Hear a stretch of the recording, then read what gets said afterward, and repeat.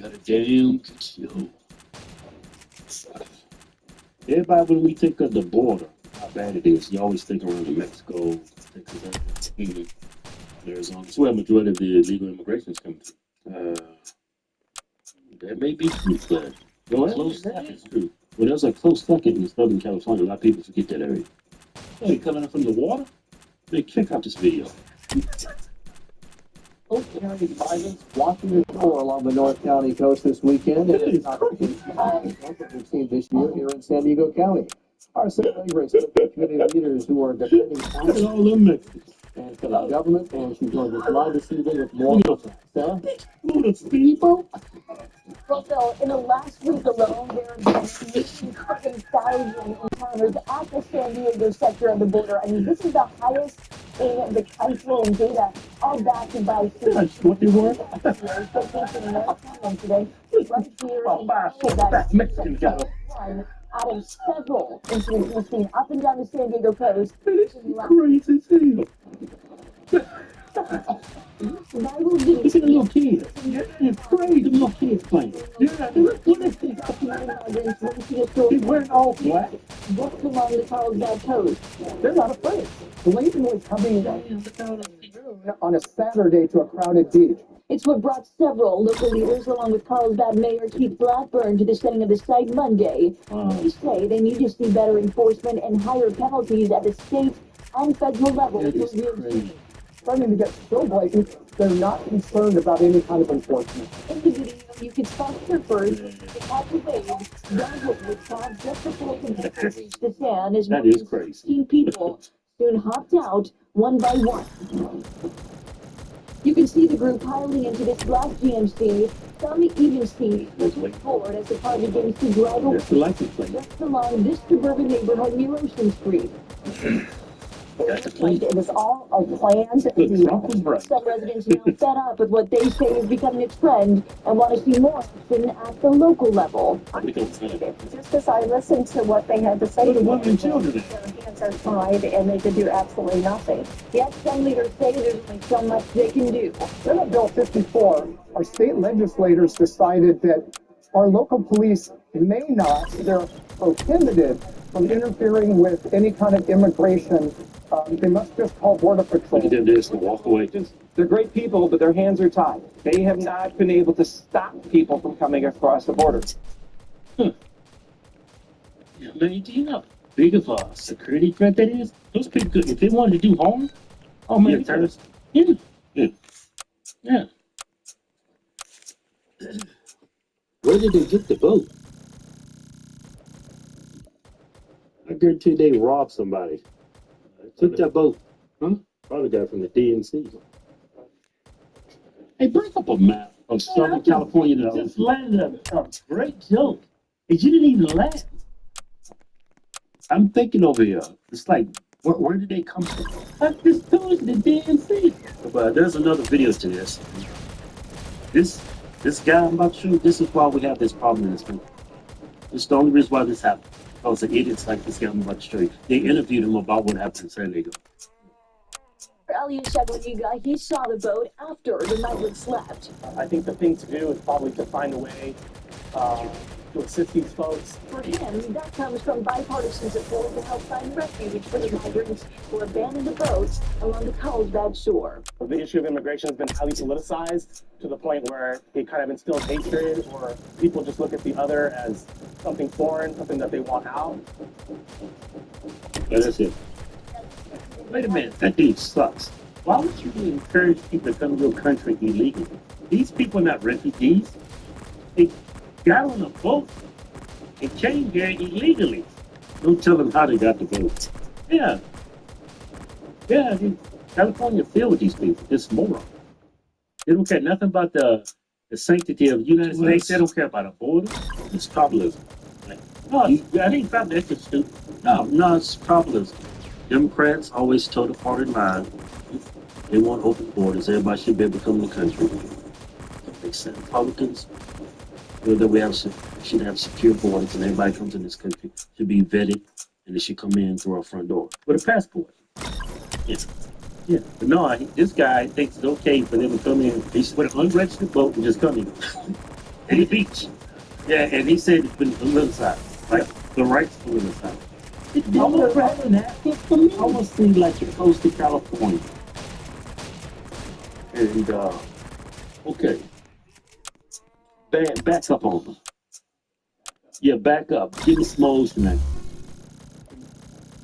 Yeah, give me some motion. Okay. There's San Diego right there. That's Mexico. I mean, where the hell? They robbed somebody that boat somewhere in Baja California. Nah, nobody's out there with their family. They came up, come off side, Pendejo, and just robbed and took the boat. And then they didn't rob nobody. Somebody helped those people get here. I don't care. They robbed somebody. Oh man, it's deep state stuff, man. I'm telling you. They left the boat. DNC. So how you think they got the boat? DNC. Man, DNC. The boat. What, you think the Republicans gave it to them? No, they stole it. Man, how many people in Mexico not even, what you say, ride a boat? Fly a boat? Drive a boat. I mean, he got start and stuff, but he probably his brother said, look, come out and drive. All right, man, get out. Put your foot out. Probably simple. Just push the start button, press the gas, and steer that thing. Keep somebody's buying these people. You need nobody some money. You know how much that boat probably cost? I have no idea, but it's not cheap before. That boat looked pretty cheap to me. Nice boat. That boat was going through them waves like it was nothing. That boat like it was amazing. Iran's tentacles are everywhere. But it's all part of a concerted effort to drag America into potentially a much wider conflict. Do you buy into that? I think it was just a show for them to look stronger from their own people. Do you feel like it could be a tipping point for the Iranian regime? Iran doesn't have a drone. I don't know if Iran is showing strategy. Whose side is the military? Why do that at a moment when your enemy is actually getting more and more isolated? I don't know if you saw what Zelensky did about 4 weeks ago. He fears Trump's going to get elected. You're putting Putin in the category of a Hitler. Putin's not going to do shit to Poland if Trump's the president. Strength is one way to lead, and when America's strong, fortunately, the world is at peace. When America is not strong like we are today, The world is not at peace. Well, I'm joined now by the Valuetainment founder, podcast commentator, David. Patrick, great to see you. And I thought about you in the last few days, the moment that Iran launched this barrage of missiles into Israel, unprecedented. They've never done something like that before. You obviously have your Iranian heritage. What do you make of this? You know, first of all, it's great to be back on with you. But when I see the videos, I have a few different feelings. One, when I see the lights, it reminds me of what it was like when I lived in Iran during that 10, 11-year period from 1978 to 1989 when we left, and that was the thick of things. When I lived in Iran and, you know, Iraq, Saddam Hussein, they're fighting. So I can only imagine the kids, what they're going through, the fears, the lights, it messes with you a little bit. Having said that, the question I ask myself is, did Iran actually think that they were going to cause any kind of damage? Because they know the dome was going to defend it. It's not like they knew it was going to go through some numbers that went through, wasn't even a big number, that was able to make it through. You've seen the numbers, you've seen it, 170 drones, 30 missiles, 120 ballistic missiles, not really any much of damage, around $1.2 billion of damage to protect it. So was it more of a similar reaction they had with Qasem Soleimani when Trump took him out to say, we attacked you and we got back to you to look good in front of the Iranian folks? But I don't know. I don't think they thought they were going to make any kind of an attack. I think it was just a show for them to look strong in front of their own people. I wasn't impressed by it. How malevolent is this Iranian regime? I mean, if you speak to a lot of people now, they think that Iran's tentacles are everywhere. You know, they're with Hamas, they're with the Houthis in Yemen, they're with Hezbollah in Lebanon, and so on. But it's all part of a concerted effort, not just to take down Israel, but also to drag America into potentially a much wider conflict. Do you buy into that? So then we have to ask the question, who do you believe is the better chess player? Is it Iran? Is it Israel? Is it US? Is it Russia? Is it China? Who's the one behind Iran? Who's Iran calling saying, what do you think? Should we do this? Did they call China? Did they call Russia? Who are they talking to? Are they talking to Erdogan? Erdogan said it's time to send Netanyahu in hell. I mean, there's a lot of different things that's going on that you got to know who's talking to. But for me, if Iran was doing this to show strength, okay, but now you gave the green light for Netanyahu to light you up at whatever levels they can. And by the way, let's just say Israel says, this is Netanyahu, he does a press conference. Hey, guess what? We're going to match exactly what you sent our way. If you send 170 drones, we're sending 170 back your way. You send 120 ballistic missiles, we're sending that back your way. You send 30 missiles, we're sending that back your way. And let's see what kind of damage it does. Iran doesn't have a dome, so what's going to happen to them? So do they want that to get the attack to come back to be at a larger scale? Nobody knows. You have to think about this from the mindset of a strategist and what the real motive is. I don't know if Iran is showing strategy. I understand motive, seeing strong, showing strength in front of your guys, in front of your people, but I just don't see the strategy behind it. I think right now Netanyahu and his camp can sit there and say, we have green light to do whatever we want to do. They just made it easy for us. I mean, it's interesting to me because I have watched this and think that what Iran did was a massive strategic effort. Because right at the moment that their enemy, Israel, was really on the ropes, I would say, in terms of global public opinion over the execution of the war against Hamas and all the civilian casualties that have been occurring in Gaza, right when Israel's getting very, very unpopular on the global stage, Iran do something that then brings people back into the Israel fold. And I was very struck by the fact that Saudis were straight in to help them, that Jordan was straight in to help them, the UK, France, America, obviously. There was some coalition, a rush to support Israel over something which everyone could see for what it was, which was an unprecedented and horrific attempt to attack them. You know, it struck me as bad strategy, bad politics. Why do that at a moment when your enemy is actually getting more and more isolated? You asked the right question. For me, I go back to being the paranoid, skeptical strategist, thinking who's calling them, who's in their ears to do the attack, what for, what is the motive, because Hamas on the other end is now willing to negotiate with Netanyahu and release the hostages. So, okay, You got all these proxies that you have that's doing pretty much, you're the biggest importer of terrorism. Iran, everybody knows that. You're number one. Your misery index in Iran is 61%. It's double what it was 6 years ago. It's not like your people are happy. For people that don't know what the misery index is, it's unemployment and inflation combined. Unemployment's over 10%. Inflation is 43%. The Western Lorestan province, the misery index is 69.5% because of the water shortage that they have. And then on the corruption index, Iran keeps going higher. I think they're ranked 148 or 149 out of 180. The global average is 43. Their score is 24. Even the Middle East average is 33, 34. Africa's average is 32. They're the lowest under Northern Africa or Middle East. So Iran is not really, they don't have the best argument right now around the world. They have to be concerned about what could happen right now with their country. They're very unhappy living in Iran. 6,500 doctors left Iran in 2022. Business owners, educated young men who go to school and learn about what's really going on with Iran, they're leaving in the droves. They're not staying there. Iran's not making babies like they did before. There's so many different indexes that we can look at on what Iran's going through. They have to really be making a better argument for their own people. Because the more unhappy their people are going to be, revolutions around the corner, for them to think that is not a possibility, it just tells me they're very arrogant.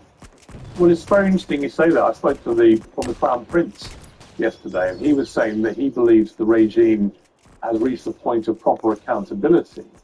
I mean, do you feel like it could be a tipping point for the Iranian regime? Not under Biden. It will not happen under Biden because to make it work and succeed, you need somebody that's going to be driving sanctions and not taking their feet off the pedal when you're putting that kind of sanctions. The paying up sanctions sometimes takes 3, 6, 12, 24, 36 months. You needed 2 terms to be able to pull it off. If Trump was going to be back to back, let's just say if Trump would have been from 2016 to 2024, he would have had the 8th year. Iran would have gone through their revolution probably in 2021, 2022. But now it's going to be restarted. Let's just say President Trump wins. Hypothetically, if he wins and he starts it all over again, he would need the help of a replacement that comes in that stays for 8 years to keep the metal going, pedal to the metal going. But it just won't happen during the current regime we have in America today. I mean, you obviously speak to a lot of Iranian people, I imagine. What is the feeling of the regular Iranian about what has been happening, about Iran, about the regime? Yeah, I mean, if you look at stats, 80% of them are not happy with the IRGC. 80% of them want it to be a democracy. You know, what it maybe not a monarchy, but they want it to be back to a democracy where they're free. They can do what they can do. I can go back and visit Iran. You can go to Iran and feel comfortable knowing you're going to be safe. They wanted to go back to that. They're not happy about what's taking place in Iran right now. Iran has a rich heritage, rich history. They've been around for a long time. Unfortunately, ever since what happened since Khomeini took over in 1979, since 1979 till today, 45 years, it's been a mess. It's been ugly. It's been nasty. They have had a 10% unemployment rate since 1995. And they're now finally at a point right now when you think about this, the biggest question you have to ask yourself strategically is, I only have one question. I just recently watched this movie, Civil War. I don't know if you had a chance to watch it. I just heard about this. I want to see this movie, yeah. I think you need to watch it, but it's not that great of a movie. But the way they paint the picture in the movie, we're Reuters press, we're the good people, the military is owned by the right, and it's they're racist, and they're just, so the way they paint the picture, you'll feel who has written this movie. But there's a part of it that makes a very important point. Whose side is the military? Can the current Iranian regime keep the military on their side? Behind closed doors, who are they supporting? Who do they fear? Is the military more for the people, or is the military controlled by the folks of Khamenei and who they have? That's the one thing, because if the military behind closed doors, obviously we speak to a lot of different people in Iran and Middle East that we're having conversations with. If a couple of these military leaders are able to somehow, some way gather more influence and unity and wanting to do something about it, and one of them comes about as a leader, as a voice, now you got something going on there. But before Iran experiences its next revolution, it's going to be very nasty. And most parents who have kids no matter how much they want a revolution to take place, they want their kids being alive way more than they want the revolution. So no parent's going to be like, yeah, son, go out there and risk your life because revolution is more important than you being alive. Parents going to say, honey, stay home. Don't worry about it. We'll make it work. So you need the youth, you need the help of the military, you need the help of another country, specifically a country like America, to help out. Now that we know Turkey, Russia, and China have their backs, you need a lot of different things. And somebody that's bold and strong to be able to pull this off. We don't have that leadership today to pull it off. We talked about Ukraine, we argued about Ukraine last time. President Zelensky, and I think I completely understand why he did this. He posted yesterday his kind of exasperation that when Israel comes under attack from a number of rockets from Iran, there's a coalition very quickly in place to take down these missiles, to protect him with air defense and so on, which is what he's been crying out for more of, to deal with what's happening with Russia. Has it changed your mind at all about the fact that maybe it's in the West's interest, not just in repelling Iran, but also in repelling Russia, who in many ways are in cahoots with Iran? It's important to believe that Zelensky should be given the same kind of Iron Dome potential that Israel has? You know, look, to everybody who is running their country, and if you have a family, if you have a company you're running, I am not naive and oblivious to know that your number one priority is going to be your country, your last name, your faith, your company. If you're Putin, number one is Russia, then it's your family, that's your number one. If we're dealing with Khamenei, Iran, it's going to be Iran, it's going to be Muslim, it's going to be Islam. If you're talking Zelensky, it's going to be Ukraine. Everybody has their own individual motives. I'm not here to change your motive. I'm here to look at the moves we're making. Is it healthy to lower the temperature or increase it? It's us funding NATO, and we're encouraging them to get Ukraine to come into NATO sooner, and then Article 5 can be activated. You're indirectly causing a World War III with Russia. You don't have to do that. And you made a promise to Russia for many, many years. We are not going to have NATO recruit Ukraine, and now you're open to the idea. You're just poking the bear. So what do you think he's going to be doing? You're not dealing with a lightweight guy that's going to sit there and say, okay, NATO, okay, America, you are the ruler, you're the king, I'll listen to you. We're not even oblivious to things. We're not instigating. We're not poking. Now, let's go to Zelensky. What's Zelensky's fear right now? I don't know if you saw what Zelensky did about 4 weeks ago. Again, strategic move. He fears Trump's going to get elected. So what does he do? He goes and tries to negotiate a $100 billion amount of financing that he can get no matter who gets elected to president. What a brilliant move for him to make, that regardless of who becomes president, the U.S. government should still give him $100 billion if this war continues. Well, guess what? In insurance business, that's called an irrevocable life insurance trust, which means when you get married to a wife and you buy her a life insurance policy and she says, I want you to give me a $10 million insurance policy that even if you get a new wife or a new girlfriend, you can never change the beneficiary on that. And you do that for the wife to know that you're going to take care of me. Okay, no problem. It's called an islet. This is your $5 million, your $10 million. Zelensky got an islet of $100 billion, give and take. Credit to him. I think America's a little bit naive for allowing this beggar, the greatest fundraiser of all time, to keep asking money from us. And here we are in the state of California and America. You've been to California, you got a place in California. They can't track $24 billion of money that they raise from taxpayers to fix the homelessness problem. Their accountants like, we don't know where the money went. And all we needed was $5 to $20 billion to build a border. America has zero credibility to send all this money they're sending to Ukraine while we are in shambles right now here in America. They have no moral authority to be so concerned about other countries and not America themselves. It's frustration many Americans are going through right now. But my response to that would be, America has plenty of money to deal with more than one thing at one time. There's no reason, actually, why there wasn't a concerted joint political will. And that's why I find this en-passe in Congress so depressing. If they just came together and thought, actually, there are various things going on here which need America's help. One is on our own border, which is clearly an existential threat to safety of people who live anywhere near it. And we need to fix that. We need to help Israel from this attack from Iran and the fallout from that, which is obviously what America's already done. We should commit more to helping Israel, which is America's great ally. And they should also be able to say, actually, regardless of the build-up, and I hear your argument about NATO encroachment and so on, which is the kind of thing Putin would say as his justification. He has said that. But ultimately, Vladimir Putin, 2 years ago, invaded a sovereign democratic European country and has murdered a lot of people. And he wants to take that land. And I just cannot believe I'm living in an era where particularly a number of people on the conservative right in America seem quite relaxed about that and seem almost to want to find excuses for Putin. Yeah, well, you know, we kind of pushed him. I'm not saying everything you just said, but because I hear that argument. And historically, clearly, there was a fear by the Russians that NATO were trying to spread their wings a bit and bring in Ukraine and so on. I get that. But I don't think any of that justifies a brutal invasion of a sovereign democratic country.